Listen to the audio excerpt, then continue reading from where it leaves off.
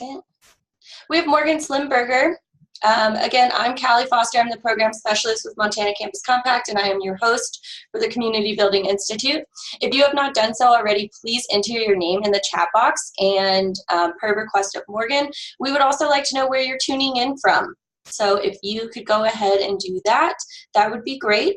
I'm all set on my side. So Morgan, if you wouldn't mind sharing your screen so we can see your presentation, that would be great. Yep, no problem. And Morgan, would you like me to narrate the chat box for you a little bit, or are you good at paying attention to that? You know, maybe I can try and do my best, and then if you notice I'm skipping a question or something like that, that would be great. Okay, awesome. I will keep an eye on that. So I'm finished with my housekeeping items. If you want to go ahead and get started when you're ready, Morgan. Okay, and I'm just going to make sure I'm going to share, and I want to make sure that my computer sound is going to be shared because I think last time it did not.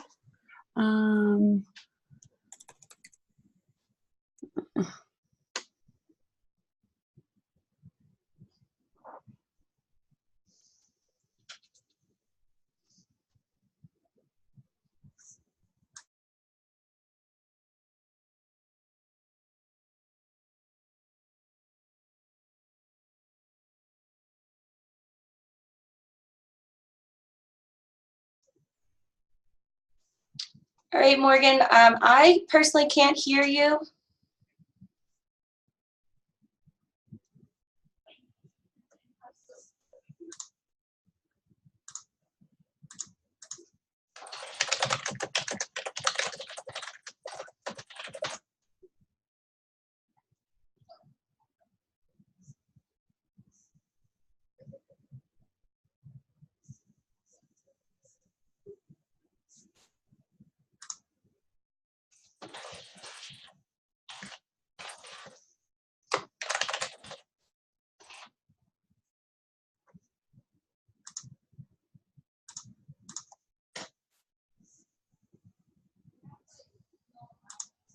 Morgan, can you hear me?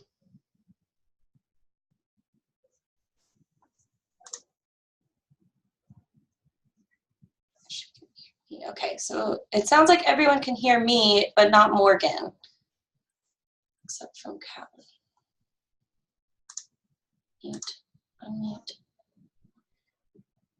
Let's see.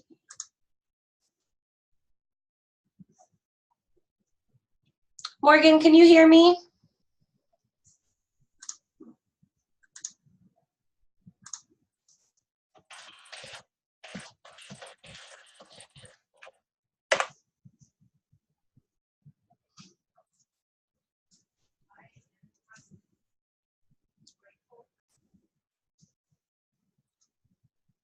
Morgan, we can't hear you.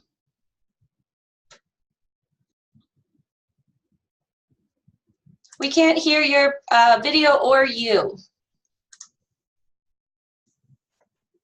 Be a professional film person and do like snippets and little insights into what it is that makes your organization special. And I think this video has GoPro footage, it has like creative camera work. It was done by a professional organization, but I think it's kind of a good example. It has a rustic feeling to it. So I saw lots of people are a part of the state parks and a part of, it was like there are a few state parks, a part of, I was looking through this where people are from.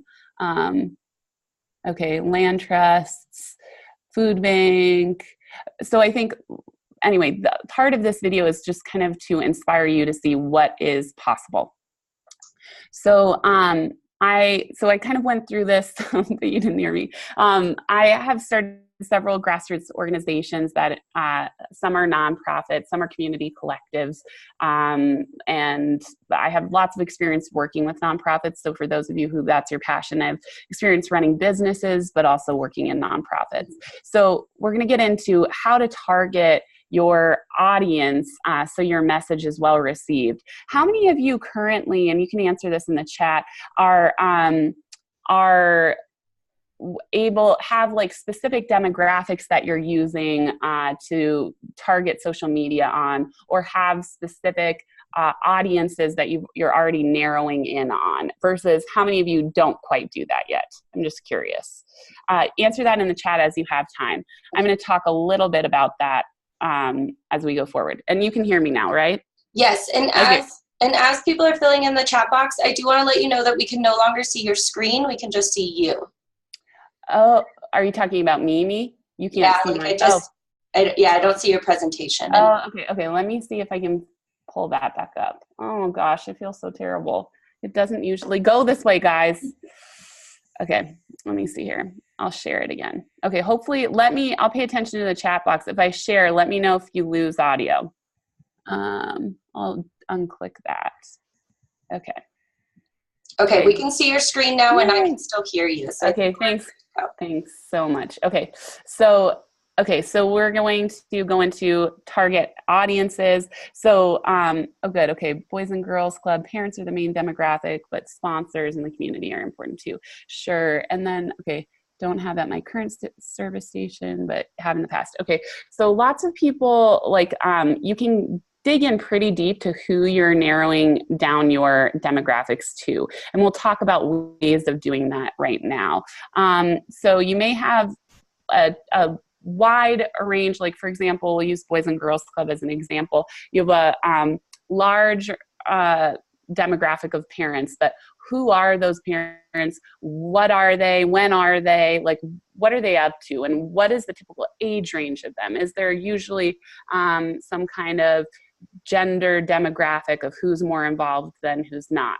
So really leaning into some of those opportunities where you're seeing data through your doors or you're recording data, any data that you might have. And some of this can be guesswork too. So you might like have some inside instincts on what is happening, and you can test that with some of these campaigns that we're going to talk about. So this is kind of a jump back into elementary school. Who, what, where, why, and how. So you can kind of apply that little theme to profiling and marketing. Like, who are your profiles? Who are you trying to reach? Who is your target audience? So I'm pretty basic, and I go back to basics for this.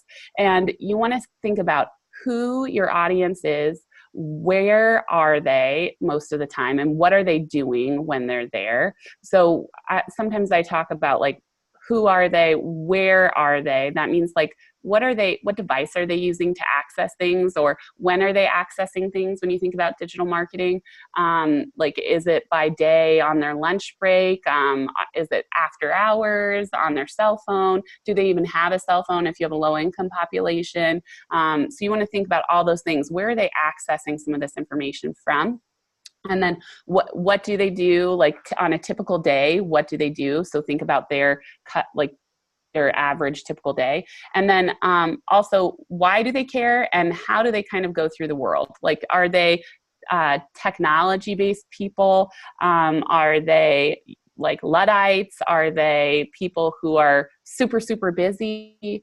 So you want to really think about your target audience as a communal whole and do the best that you can, because you can't be all things to all people, but who are a couple of your target audiences, and then answer those questions. So I have another slide that kind of breaks it down. So thinking about being nosy, using some of your instincts, or if you have data, that's great. Unfortunately, I know like a lot of us, or in the startup world, don't have data, and we're not able to use a bunch of historical information. For organizations who do have that historical information, you have a leg up on everything.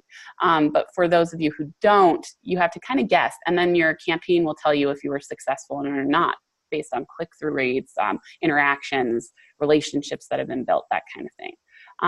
And feel free, if you have questions on this, post it, and I'll keep on trying to go into the chat box.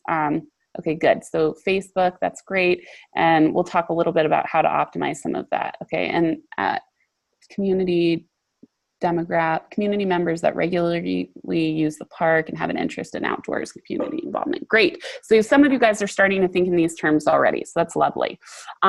Okay, so building your target personas. Once you may have let's say you have 3 different groups of these target audiences, and you might pick out one person who's representative of that group.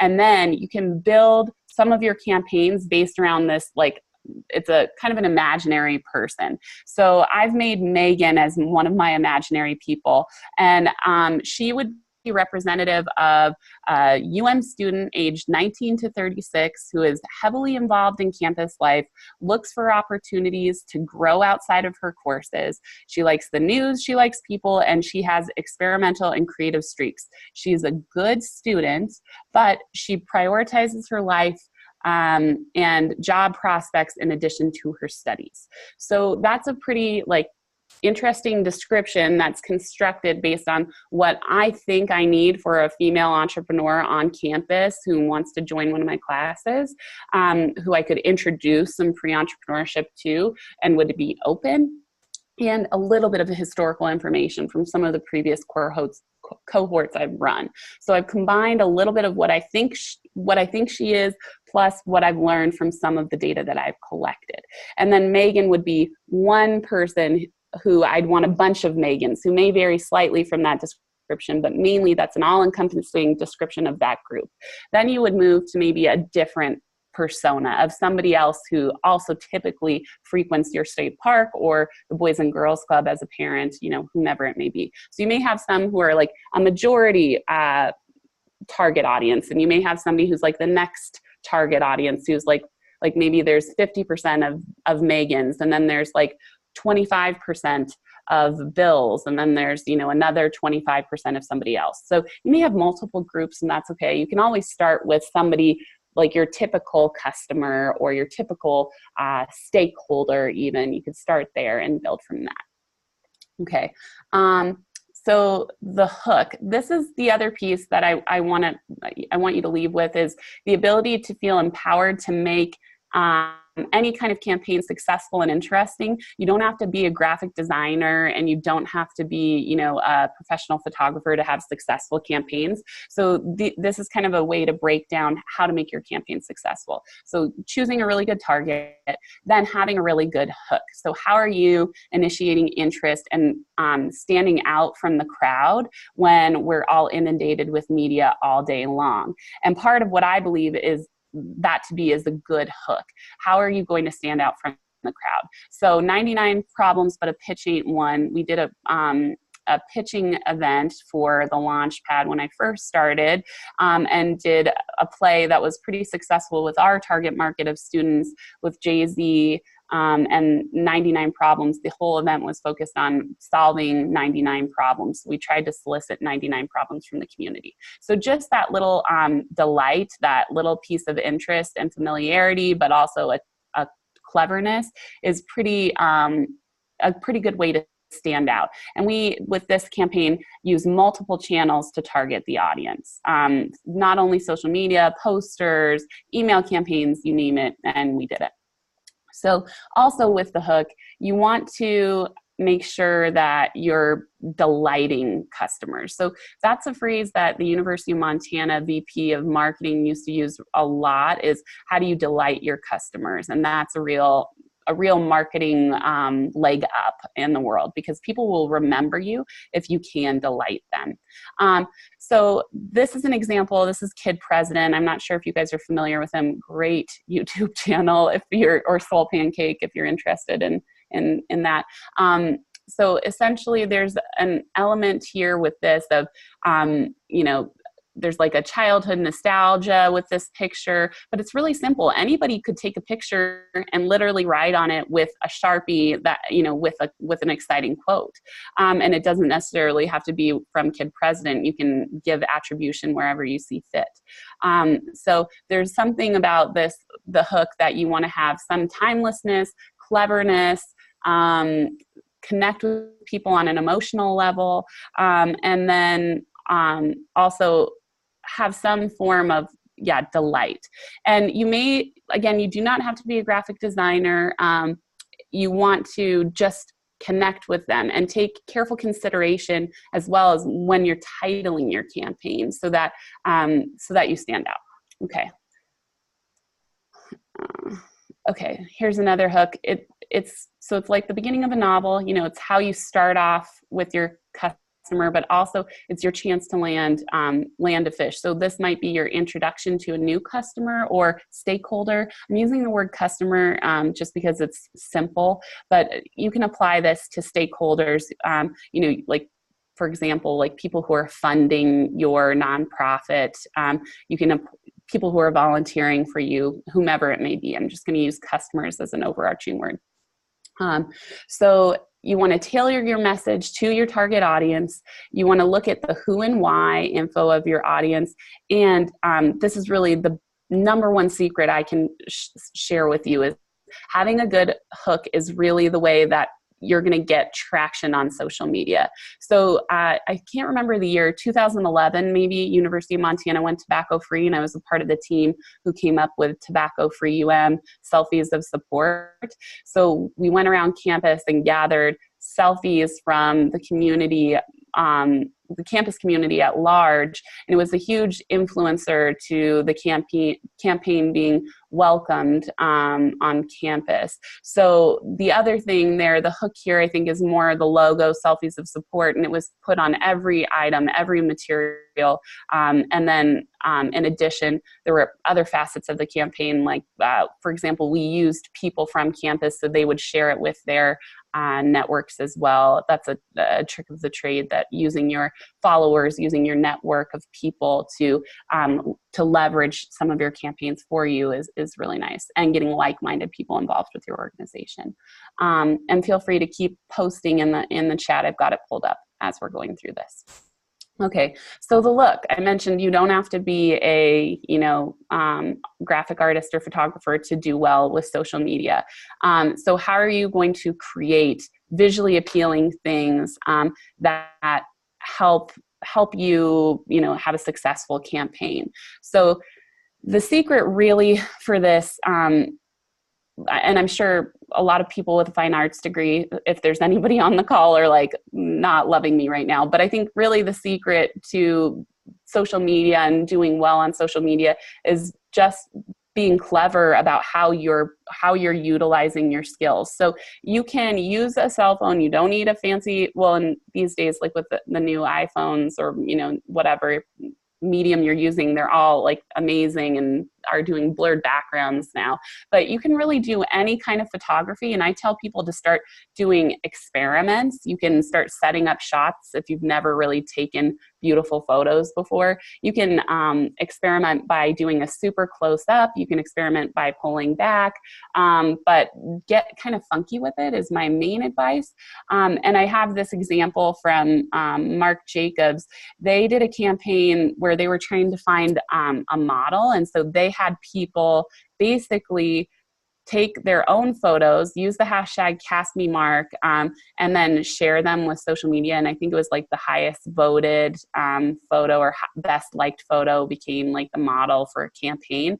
But the interesting thing here to me was leveraging the network, leveraging their followers, and then also leveraging this idea of like, these are all personal photos that people are sharing. They're not professional photos, clearly, and they're all like, meh quality, but it's a way to crowdsource something in a campaign. So I liked how playful that campaign is. Also, feel free, like in Instagram, you can use an Instagram filter, as many of you know better than I. Save it to your phone, put that on Facebook, for your new image. So you can get pretty funky with things through Instagram filters and various other downloadable apps. Also, you might consider how you're shooting your photo. So look at the background of where you're setting something up. Like use a wood grain floor if you have that in your office. Just make sure it's clean. Or use an interesting pattern, for a close up of a person. You can also find a blanket and throw it, tape it up to the back of a wall and put somebody in front of it. So patterns, textures, backgrounds, they're still important, and you can think ahead of that enough to do something interesting. Also, you can use props too. So if you have a coffee mug, or if you have, I've used stuffed animals in social media campaigns before. You can get kind of weird and funky and experiment as long as your supervisor and brand accommodate that. So there's a little bit there, and I'll give you some examples of how you can be successful without being a designer. So this was a really great campaign, I think in 2014, when some women were kidnapped and Boko Haram some girls were kidnapped and Boko Haram had taken credit for that. And Michelle Obama, as well as several other organizations, took to social media with hashtag Bring Back Our Girls. Really powerful campaign, spread. I don't know if any of you remember it, but it spread like wildfire and was very powerful. There's nothing supremely artistic about those photos, but it's emotional. It connected with so many women in 2014, just with that simple sign and hashtag. So take note of that. It can be as simple as using your phone, and as simple as having a sign or having something written on the photo itself. And you can take another photo of it.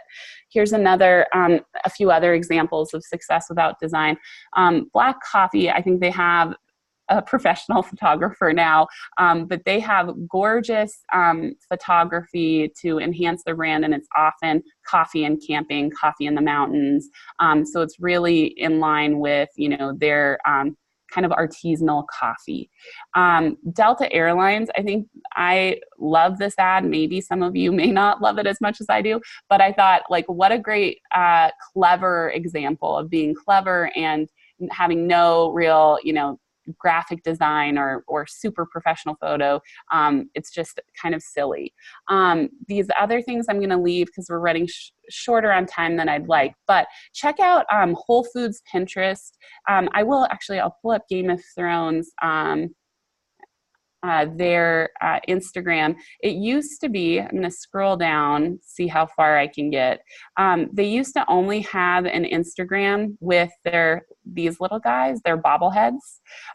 So when they first started, it was just silly, like tiny, like little caricatures of their show and not really much of the actors and actresses, just little like features of this. I think that's a really clever way to stand out, and rather than just doing much of the same. So also, as you're thinking about not just the photography, the success without graphic design, that kind of thing, think about, are there clever ways that you can stand out from the pack?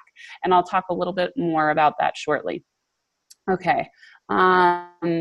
Next. So delivering your message to your target audience. I'm going to talk now a little bit about social media overviews. And also for the group, if you have any interesting social media examples that you think would be beneficial for your comrades to follow, that you think are doing an excellent job of being unique on social media, please feel free to post it. Like, post the medium. Like, is it a YouTube channel? Is it Pinterest? Is it, whatever organization you might think is interesting? Please post that in the group chat so your peers can see like some unique examples in addition to what I've provided.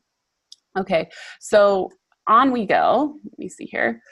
How to ensure your campaign reaches your target audience. So part of what I kind of started to talk about is connecting with your tribe rather than just constantly bombarding with messages. How are you actually going to connect with that target audience? And so part of that is by building a meaningful relationship with your audience, whether it's, let's say, a fundraise, like I'm trying to think of the term, like a community that you're fundraising from. You don't necessarily, I'm always like appalled by political campaigns because I think they could do such a better job marketing. Because whenever I get an email from any political campaign, it's always, we need money, can you help us? There's very few folks who are doing a great job of telling me the story of what they're working on in politics. So this is just an example. So how are we leveraging building that connection? So then when you're more likely to ask for money from, a group of people, they're ready to give it to you. So how are you making that meaningful relationship? And that can take the form in so many ways. So on your social media, I always say, like, it's not just quantity over quality. It's really quality over quantity. You want to ensure that you're connecting with people, you're giving them additional educational content that's meaningful, or, you know, if your brand is sillier, you're making them laugh, you're connecting with them on an emotional level. So so then when you do have to ask something of them, they're ready to jump in because they really connect with you. Also, in addition to building your tribe, and that's a Seth Godin term, you can look that up. He's kind of a marketing guru. You want your followers to really engage with you, connect with you, comment on your social media posts, reply to your emails. Like, that's all, those are good problems to have when you have engagement and people asking questions of you, even people criticizing you on social media, because you can go and respond to their need right away and also set the record straight for the rest of the public. But also, are your messages made to build your tribe? Are they appealing to their likes? Are they appealing to their dislikes? And are they appealing to their preferences? So every post, you should consider that target or those several target personas, and who are they designed for, and how are they supporting you to build that relationship.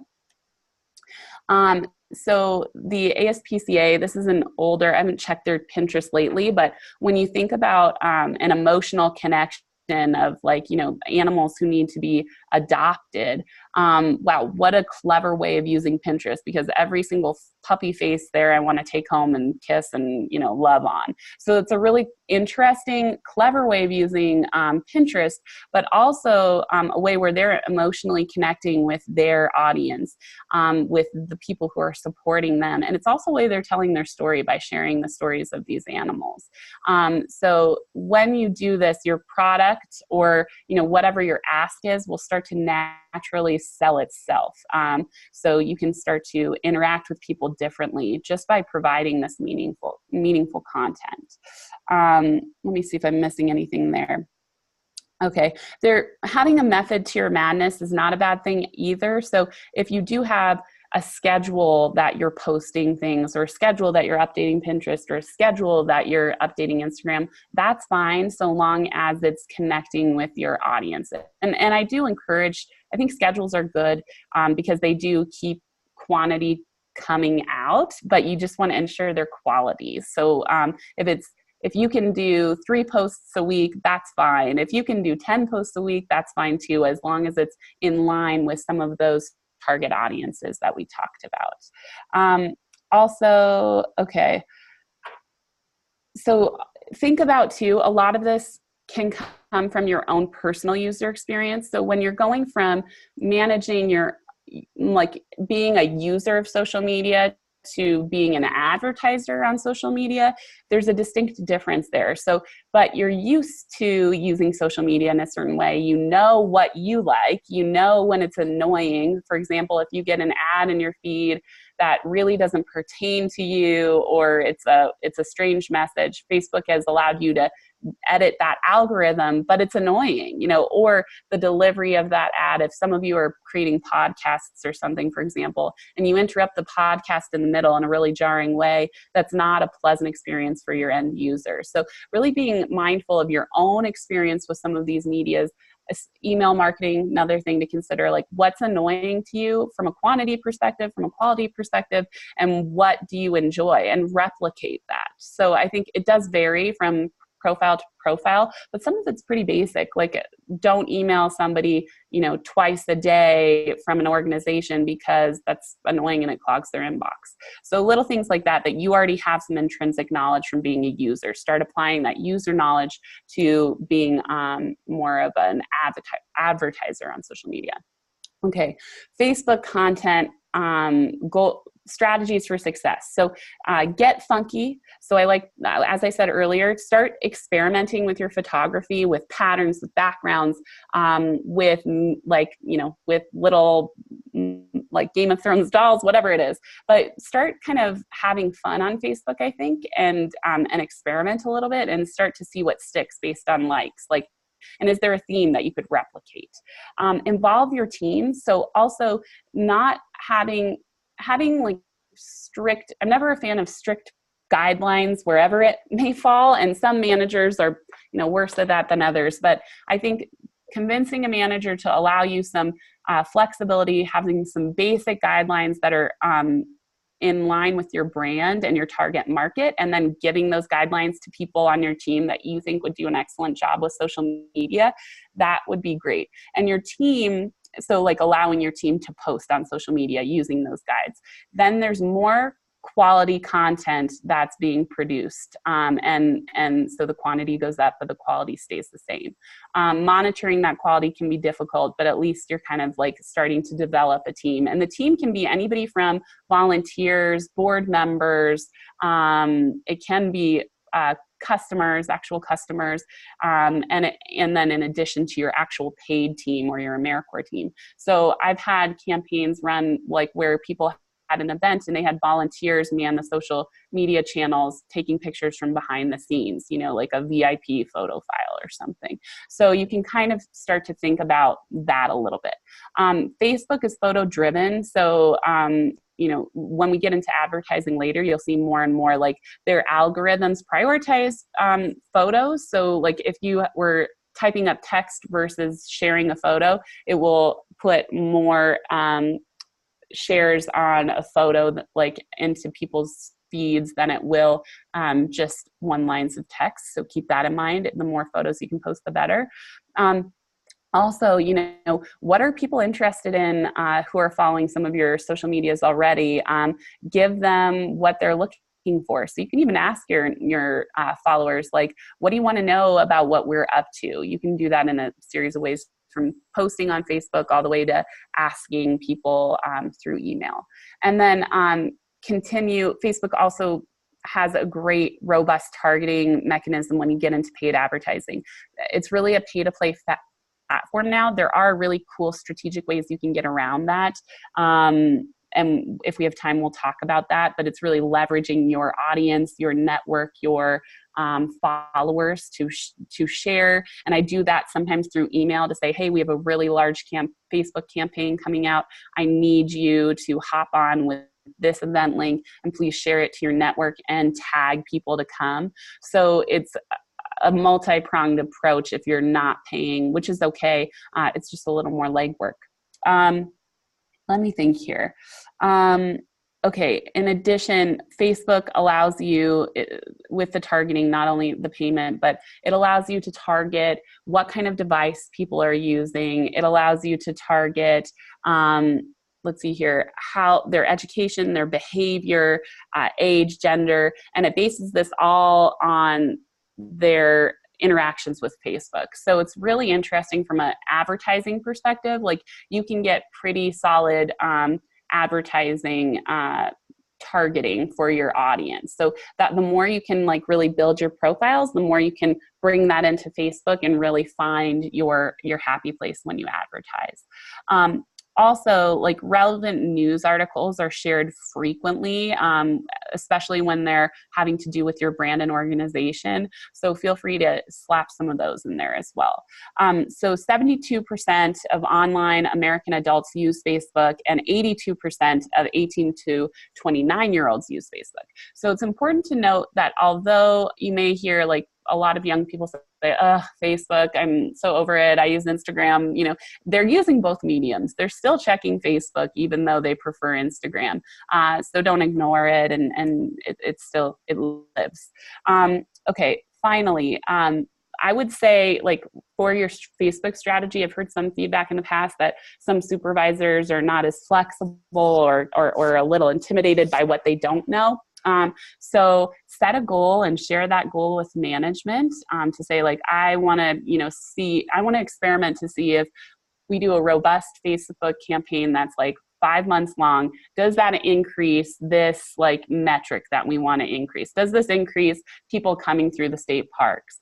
Does it is there a bring a friend day that we're going to advertise on, our website so that we can get people visiting the state park up? I don't know. It's just an example. Also, you want people to share. So sharing is gold. Liking is okay, but when people are passionate enough about whatever it is that you posted to share it, you know you've done something right, because think about your own behavior and how often are you sharing things, like probably not as often unless it's really, really awesome content. Involve community partners. So also, as I said, like I'll email volunteers, I'll email boards, and I'll say I have a huge campaign coming up, or we're trying to increase enrollment for this. Can you please make sure to share this event through some of your networks? We'd greatly appreciate it. And then pay to advertise. You really do see a lot more ROI when you're paying for things. Also, in my own experience working in the Montana business area, when I share Montana stories through my mediums, and I know some of you are not from Montana, but when I share Montana stories through social media, they tend to get really high traction. So just keep that in mind.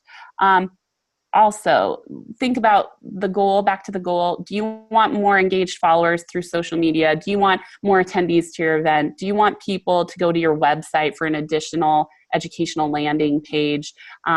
Really think about those goals, and that'll help dictate the strategy that you use to get there. Okay, Instagram. Artsy, inspirational photos is kind of what we see on Instagram. And feel free to chime in. I'm curious too, maybe you could put in the chat box if any of you are using Instagram currently with your organization. Maybe you could link it to the chat box. Switching from a personal perspective, you're a user of Instagram, to the business case of Instagram again. Thinking about ways that you can engage with this slightly more photo-driven, artistic audience is something to consider for your brand. So telling your brand story. So I think about state parks, and if you're not on Instagram, I hope you are, but if you're not, let's get you on there, because what a great medium to start showcasing some beauty, that you have so easily. And Boys and Girls Club, like as long as you have parents' permission, I'm sure you can take photos of some of your kids in action, or maybe it's not even, it's unidentifiable photos so that they're, used for good. But telling your brand story is a really powerful part of Instagram. So whether you do that from just a photo perspective, using still photos, or you do that for video photos, you can do that in a multitude of ways for Instagram. And you can share your story. So for example, if you have a big event day, or you have even just some behind the scenes things happening. I'm trying to think of like Humane Society, for example. If you're getting some new shelter animals in, can you do an Instagram story of something that's happening with those new shelter animals, or an adoption? Also, if you're using followers in your photos is a big deal, because then they're going to like it and possibly use a third-party app to share it. Or there's now a send function on Instagram where people can send things to their friends. So you pay to advertise on Instagram through Facebook. For those of you who don't know, Facebook now has owned Instagram for a while, and you can easily make things look pretty on Instagram using their filters. So we've used this in the past mainly to drive student traffic. We take photos of our students on campus and tell stories about them and their employment. And we tell stories about our student entrepreneurs. And we also tell our brand story by taking small, short snippets of behind the scenes videos. There are a lot of other business cases where people are experimenting with Instagram and doing wild things. So keep that in mind as well. Like I think Doug the Pug and Pugs of Instagram, is an example of people who are leveraging Instagram in a really interesting, unique way. Okay, so we're going to move on. And this is largely like a big time millennial and Gen Z application, so a younger audience. Let me just make sure if I didn't leave any of these tips off. Okay, so for a younger audience, 55% of 18 to 29-year-olds are on Instagram. So there you go, largely Gen Z and millennial. And also an Instagram takeover. That's an easy way where you can give your login information to a valued influencer or a valued volunteer or board member, and they can take over your Instagram and take photos of their day or take photos of their experience that are in line with your brand. Okay. Twitter. So Twitter is really a different kind of platform where you're accessing world leaders, key influencers and thought leaders, and millennials as well as I said thought leaders, key influencers, world leaders, and thought leaders. So, and political leaders. So Twitter also has a pay-to-play advertising platform, which you can experiment with. It's just such a fleeting marketplace that I tend not to concentrate on that. However, I think that also has to do with the brand I'm currently working with at the Launchpad. If you were, for example, I'm trying to think like more on the political side of things, like Twitter might be a really exciting place for you to connect with world leaders, and thought leaders. Also, it's a really cool way to directly like call people out in campaigns. So you might be able to have a campaign that's near and dear to a political person's heart, tag them, and they might share your post to their, millions of Twitter followers, which really would, heighten your campaign. So even if you have some influencers in your sites, you might start to try and reach out to them so that they can leverage their network to benefit you.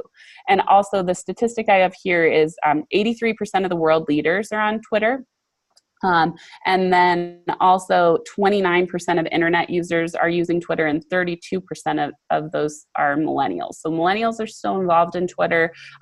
It's not as large of a marketplace, but I would think like mainly if you're looking for thought leadership, you're looking for influencers and political world leaders, that's a place to go. Okay.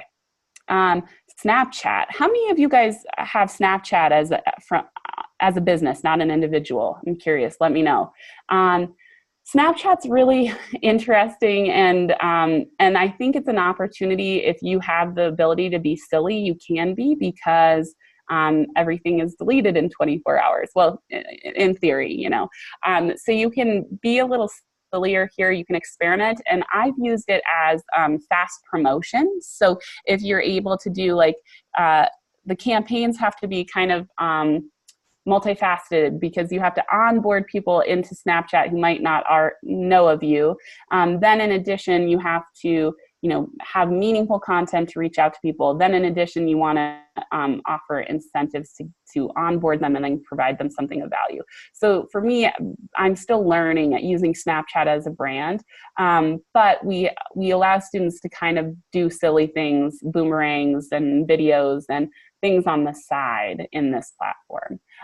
Let me know too, should you have any interesting use cases of using Snapchat for your business, or organization, because I'd be curious. It's a younger demographic here. 13 to 34-year-olds are the main users. And they have really interesting paid advertising opportunities from their discovery area all the way through to you can build your own filter and put it on their platform, which is expensive but very interesting and exciting. So 60% of US 13 to 34-year-olds are on Snapchat. And then I think what they're trying to do is they boast that they're 1.5 times more effective in their advertisements than Facebook or Instagram. So I'm curious, please put in the chat if you're using Snapchat and how you're using it. Let us learn from you a little bit more beyond that. I haven't seen much ROI from it yet. Okay, LinkedIn. I would say if your business is in the professional, or your organization works in the professional realm of things, you really should be on LinkedIn, because I think it's kind of usurping Twitter a little bit. It's much more thought leadership, professionals, CEOs. A lot of really powerful people are using LinkedIn. And I think I read something that every second 2 people are creating a LinkedIn account, which is really massive growth that they're seeing. So 50% of all internet users are on LinkedIn. The genders are split 25 and 25. And then 25% are 18 to 29 and 61% are 30 to 64-year-olds. So I'd say consider that in your demographic spread. But I do think that those numbers, I bet in 2 years will be drastically different. I think more 18 to 29-year-olds are going to be on it because they're trying to find jobs. And something that's interesting about LinkedIn that you could consider for your organization as well, I think I read, let me see here, maybe I took a note. 3 million jobs are posted monthly in America on LinkedIn. So if you're looking for hiring, or you're having a tough time, it's an interesting platform to snoop on people to see what is their professional background beyond, Facebook as being that place. LinkedIn might be a better place. And also, sharing that out with a professional demographic, I think is really cool. And then also 45% of LinkedIn users are upper management. So if you're looking for additional influencers, board members, even people who maybe are prospective donors, you can start a conversation with them on LinkedIn and start to direct message people. You don't want to be salesy in those messages. You want to come at it from building a relationship with them. But it's really an exciting platform, I think, from an access perspective. Let me see if there's anything else. Oh, another thing that you could consider too is if you want to generate thought leadership content of your own, LinkedIn is a great place to do that. Okay, Pinterest strategies. I'm going to zoom through this because we're, again, running low on time from my giant mess up earlier, so apologies. So Pinterest strategies, really, I see Pinterest, you can use it as three different, and I have used it in 3 different ways. Providing support, so it can be a repository of resources for your customers or stakeholders. It does say on the Pinterest website, to be successful and to create a successful Pinterest brand, you want to have daily pins, which is a lot to me, but I don't know. If you have that kind of time, do it. And then it's a largely female demographic. So, for example, the YWCA might be really successful in doing something here because they could have a repository of support documents for women who are coming out of a bad situation, and maybe they send them to Pinterest, while they're staying at the YWCA to see different support documents or websites. So it really is just almost like a pleasant bookmarking space. But you can also start to do more Instagram worthy content and use Pinterest as a place for that. But in practical terms, I like it for providing support as well as focusing on the female. Also, the stats from Pew Research say the majority of people that are using it are between 18 and 49 years old. And that's oh yeah, you've got that stat right there. So 41% of all, it was interesting because there wasn't a total spread, by the way, of male to female ratio, but it says 41% were women, and I think it was 18% were men. So I don't know what the other percentage is. And then 34% 18 to 29, 30 to 49%, or 30 to 49-year-olds are 34%, and 50 to 64-year-olds are 26%. So I'm actually surprised by that 50 to 64-year-old piece. So that might be an emerging market to keep your finger on the pulse. So, ask some of your parents or some folks who are getting close to retirement, see if they're using Pinterest, because that might be an interesting thing for some of you, if anybody's from Missoula Aging Services or something like that. Okay, and I do have some examples. I think Whole Foods was an example. Starbucks has a great Pinterest, and ASPCA I shared, but look around and pay attention to what brands are doing. Next, Google strategies. I'm going to breeze through this. If you don't already have a business page, set it up because it's free. And this will also improve your SEO. So people searching for you have that much more to find you with, and Google prioritizes you in an algorithm. It's pretty simple to set that up. You set it up and they send you a postcard just to confirm that you're an actual place, and then you can do that. And then also I have a resource here, Missoula's Andy Commons. He's a great resource for all things Google if you're looking to beef up your Google presence. And I asked Callie to share this with you after, so you can click on these links. Also, you can do a Rate Me campaign, which is really good for your SEO and your audience members. So if you have a tried and true, really awesome group of people who are, part of your tribe, you can ask them to rate you on Google, and it just beefs up your brand. So here's an example of our Google page. You can see we have a well, at this point, I think we still have like a 4.8 or 5.0 rating. We have 16 reviews, and we ask people to rate us to make sure that we're, people are using that feature. But that's kind of what our Google page shows up as, that right-hand column. So that's really useful as well. Okay, YouTube. So I'm curious too if anybody's using YouTube right now and how you're using it. We've started to toy with YouTube because I believe, and this is something that I'm testing, local ads on YouTube are a really exciting place to be. So if you have a budget and you can spend it on some YouTube advertising, I recommend testing it out. It's less intrusive because it's not and it picks up your attention more when it's a local ad on YouTube versus a generic, I don't know, Samsung ad or, whatever it may be. So thinking about what kind of content you might want to put on YouTube that's in line with your brand, whether, like, for those of you who are working with animals, pets are one of the number one shared social media items across all platforms. So keep that in mind. If you can tell stories of animals on YouTube and then do a couple ads, that would be useful. For those of you not with pets, like, what else can you showcase that's interesting in a video content format? And so building your own channels, but then and you don't need spectacular camera equipment to do this. You can use your cell phone as long as you have a window that's bringing in good light, and then sharing that through. So think about that a little bit. And let me just see if I have any interesting stats for you here. You can be experimental. You can see if you want to actually tell stories about your brand, or have like somebody who's really like a board member who's really inspiring, like maybe they do a series. You can get kind of experimental with it. Also, 1.3 billion users and 5 billion videos watched daily. So it is used. It's split 50 to 50 and male to female if you take gaming out of the picture. So that's another thing if your market is in line with gamers.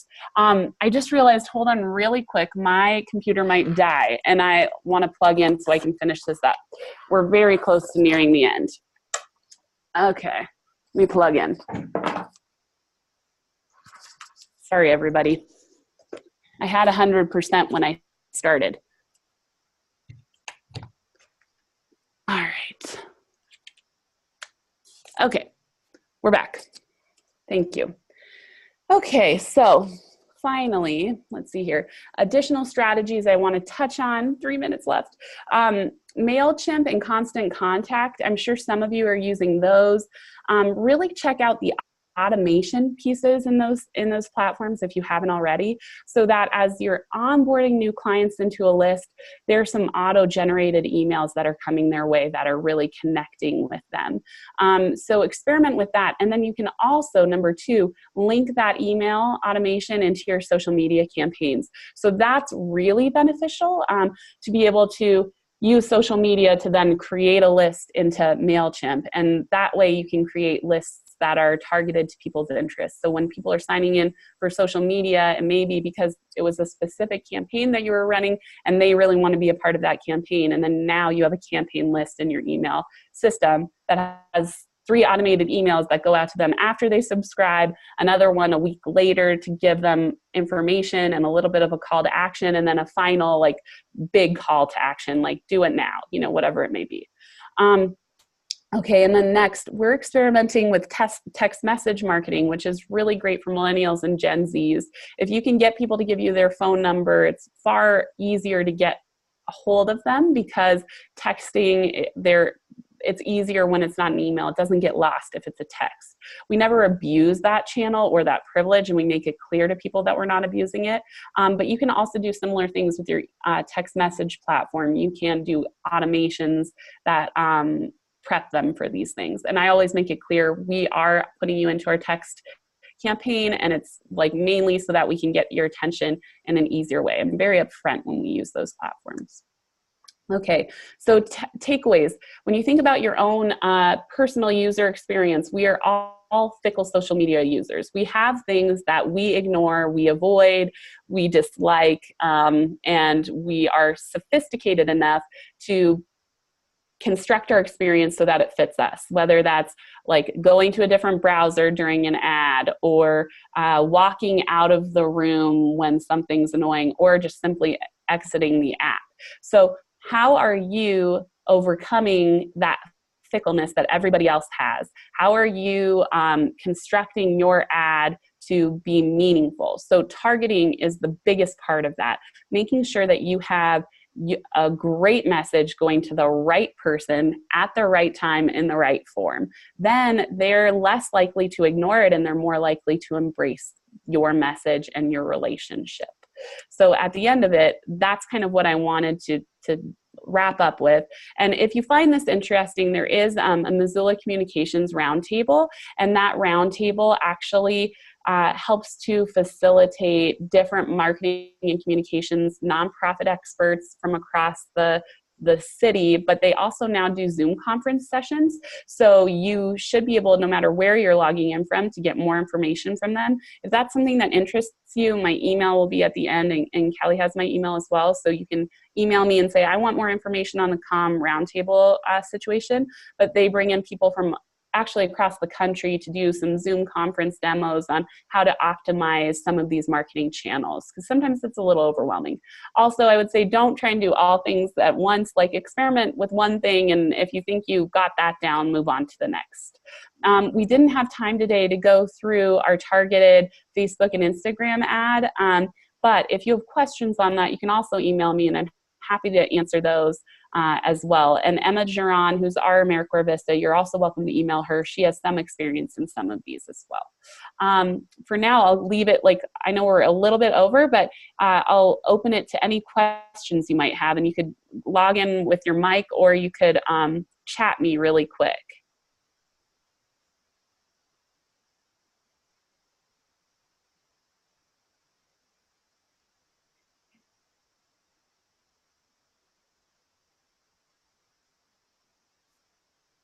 No questions, nothing? Okay, can you recommend, let me see here, sorry. Can you recommend any other online resources to learn more? Great question, Maddie. Yes, so I would say there are a couple resources.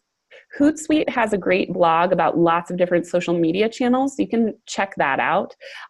Any kinds of online, so if there's like one medium that you're like, oh, I really think this would be good for my brand, I would just go to YouTube, to be honest, or to that medium's website and Google what you want to do. So like starting out for like, or Facebook advertising basics, there are really great tutorials of how to get started. Normally in this, I do a demonstration of a Facebook ad and targeting, but that's where I would start. Also, if you're interested in that more conceptual, like building your tribe, I would look at Seth Godin and all of his resources. He has lots of books out, and he has like YouTube stuff, but he's excellent. He has some TED Talks that are great.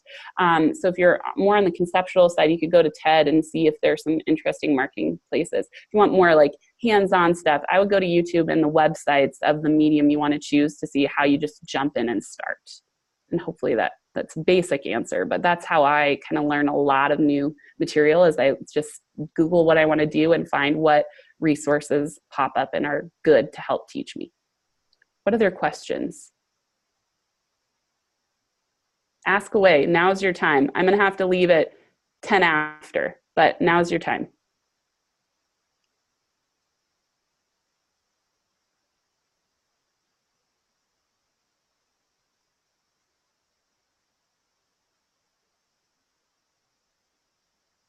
Okay, so I'm going to stop sharing my screen and give it back to Callie. And then if you have questions, please feel free to email me individually, or feel free to connect with Callie or Emma, and I'm happy to connect with you further. Also, one last thought. I wanted to go back to the statistics, because I think this is important to note.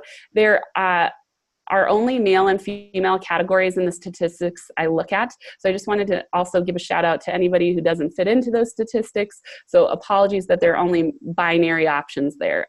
Hopefully in the future, we will have non-binary options that are really great and representative of all people. So anyway, have a great day, and I will talk to you by email if you need me. Thank you, Morgan. And again, if you haven't done so already, please enter your name in the chat box. And I will see you tomorrow for our final session of CBI. Have a great day, everyone.